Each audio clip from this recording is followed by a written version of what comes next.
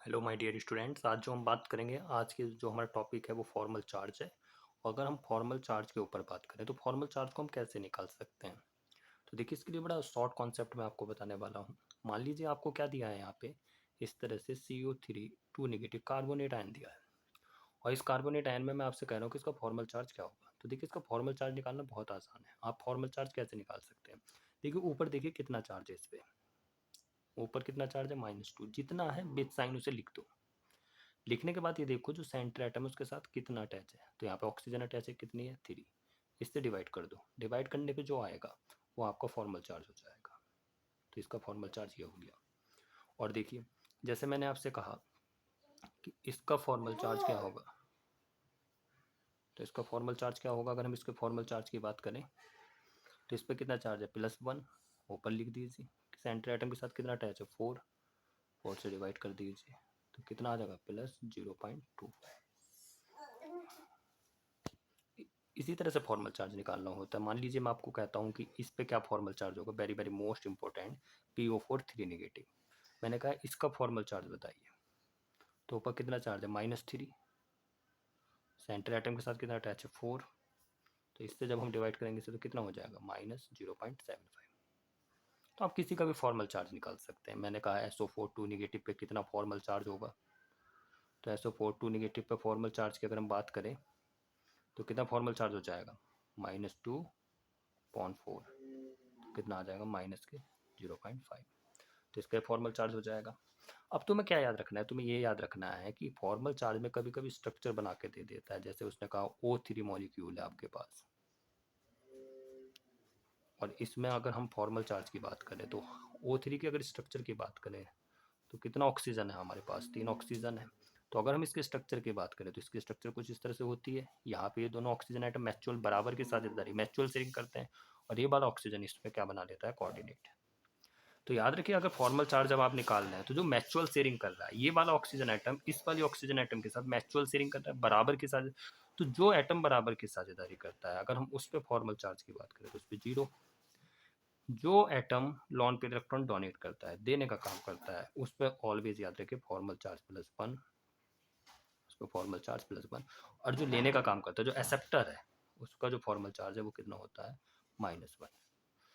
तो इससे क्या पता चला, इससे याद रखिए अगर जब भी आप फॉर्मल चार्ज निकाल रहे हैं तो जो मैच्युअल शेयरिंग कर रहा है, कैसी शेयरिंग कर रहा है, मैच्युअल। तो जो एटम मैच्युअल शेयरिंग करेगा उसका फॉर्मल चार्ज 0।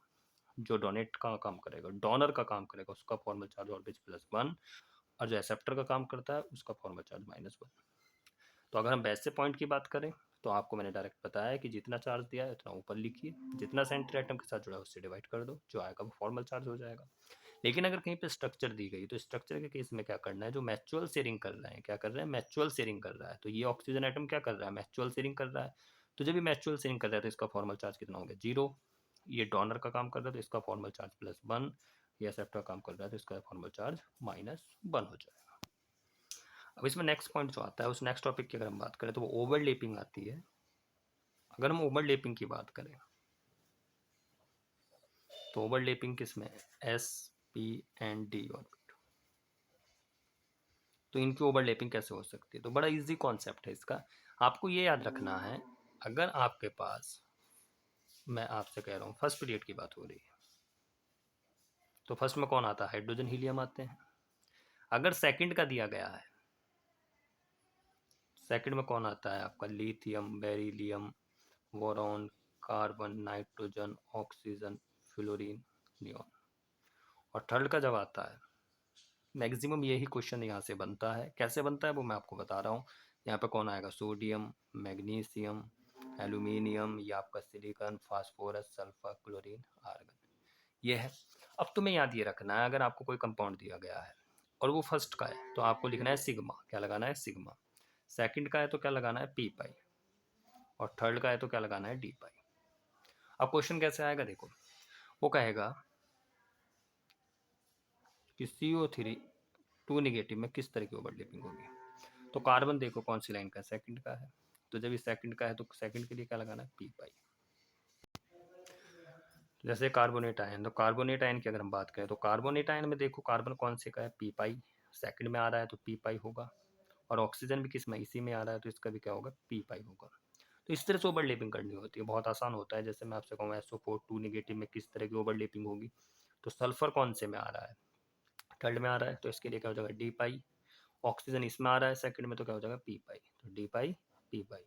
कुछ भी दे सकता है। मैंने आपसे अभी पूछा कि इसमें बताइए भाई PO4 3 नेगेटिव में किस तरह की ओवरलैपिंग होगी, तो आप कैसे ओवरलैपिंग कर सकते हैं। तो देखिए यहाँ पे फास्फोरस कौन से में आ रहा है, फास्फोरस थर्ड में आ रहा है, थर्ड के लिए हम क्या यूज़ करते हैं डी पाई, तो यहाँ पे हो जाएगा डी पाई, और ऑक्सीजन के लिए क्या होता है पी पाई। तो इस तरह से ओवरलैपिंग हो जाएगी। तो आप किसी की भी ओवरलैपिंग ऐसे निकाल सकते हैं, जिसमें भी वो आपसे पूछे। मैं कहूँ NO3 नेगेटिव में किस तरह होगा, तो नाइट्रोजन कौन से में आ रहा है, ये भी सेकंड में आ रहा है, तो इसके लिए पी पाई, और ऑक्सीजन भी इसी में आ रहा है, तो पी पाई पी पाई। तो जब भी इस तरह से क्वेश्चन आए तो आपको कुछ नहीं करना है, आपको सिर्फ ये देखना है कि जो हमारा क्या है, अगर सेकंड का है तो पी पाई का इन्वॉल्वेशन होगा, थर्ड का है तो डी पाई का इन्वॉल्वेशन होगा, और इन्वॉल्वेशन के होते ही ये क्वेश्चन क्या हो जाएगा आपका सॉल्व हो जाएगा। ठीक है। अब नेक्स्ट को, तो आज मैंने जो आपसे बात की है वो किसके ऊपर बात की है, फॉर्मल चार्ज के ऊपर। किसके ऊपर बात की है बेटा, एक फॉर्मल चार्ज, और एक आपको मैंने क्या बताया आपको ओवरलैपिंग। नेक्स्ट जो मेरा लेक्चर रहेगा, नेक्स्ट लेक्चर कल आएगा, तो उसमें मैं आपको एमओटी के बारे में बात करूँगा। किसके बारे में बात करेंगे हम उसमें, एमओटी, एमओटी के बारे में बात करेंगे। और एमओटी की बात करूँ तो इसमें दो ही चीज़ें आती हैं मेनली, एक तो आपका बॉन्ड ऑर्डर, तो आपको क्या निकालना है बॉन्ड ऑर्डर, और दूसरा आप इसमें क्या निकालेंगे नेचर। क्या निकालेंगे नेचर। नेचर का मतलब क्या है कि वो पैरामैग्नेटिक है या आपका डायामैग्नेटिक है। तो नेक्स्ट लेक्चर में एमओटी के बारे में बात करूंगा, वेरी वेरी शॉर्ट ट्रिक लेकर, बहुत ज़्यादा शॉर्ट ट्रिक के साथ एमओटी आपकी हो जाएगी। ठीक है।